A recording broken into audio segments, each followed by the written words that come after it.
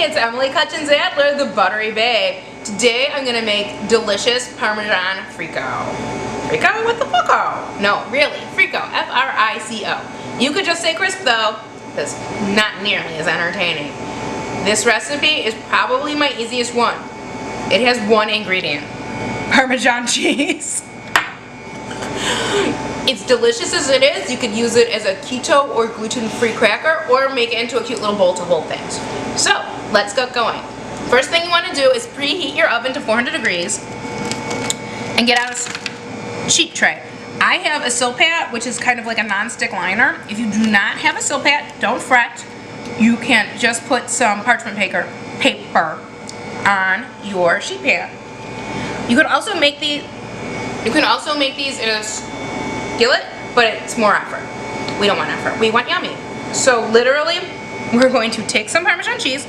This is shredded, but you could also use grated, in about 1/4 cup scoops, and put it on the little mat, and then you can tamp it down into a little circle or spread it out with your fingers. Just like that. We're just gonna make a couple.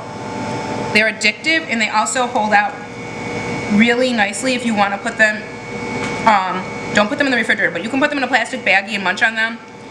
They're really great with the cheese plate, or sometimes I'll use them as the croutons in a Caesar salad. Super yummy. Or as a little crunchy with some tomato soup. Also delicious.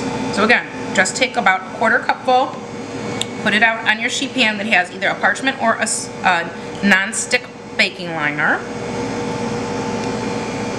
If you don't have shredded Parmesan, you only have grated, that works. Also, they'll be even lacier and crispier. So, you know, a win-win. Because Parmesan is the only ingredient, you do want to go for the best that you can find. And then, that's it. So those are nice and spread down. Because it's me, I'm just going to put on a little bit of pepper from my trusty pepper mill. Doesn't need it, I just like it.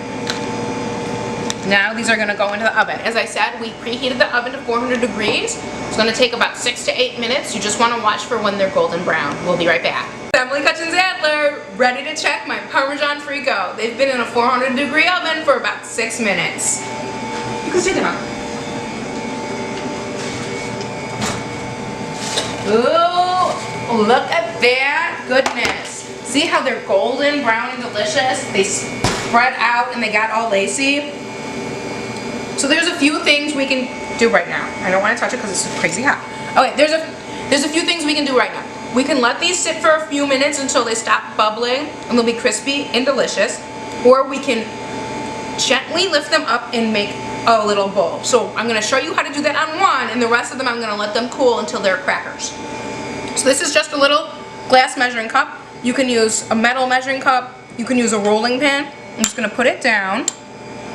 And I'm going to take one of my Fricos. So you want to do this while they're still warm because then they're soft. And just going to drape it over it gently and squish so that it takes the shape. And in just about 20 seconds it'll have cooled and it'll be that shape. The rest of these we're going to leave as crisp. So we're just going to see how perfectly non-stick that is.